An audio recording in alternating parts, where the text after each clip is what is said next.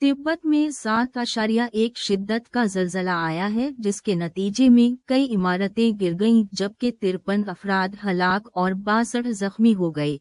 बैनुल-अक़वामी media की reports के मुताबिक आज सुबह चीन के इलाके तिब्बत, नेपाल, भारत के शुमाल और शुमाल मशरिकी इलाकों में जलजले के शदीद झटके महसूस किए गए।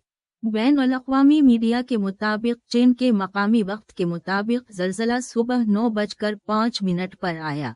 चाइना अर्थक्वेक नेटवर्क सेंटर के मुताबिक जलजले का मरकज टनगरी काउंटी था, जबकि गहराई 10 किलोमीटर रिकॉर्ड की गई। जलजले के बायस कई इमारतें जमीन बोस हो गईं। जलजले के बाद मुतअद्दिद आफ्टर शॉक्स रिकॉर्ड किए गए, जिनमें सबसे बड़ा 4.4 शिद्दत का था।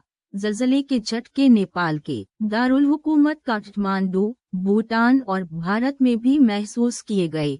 चीन के जलजला नेटवर्क सेंटर के मुताबिक चीन में जलजले की शिद्दत 6.8 रिकॉर्ड की गई।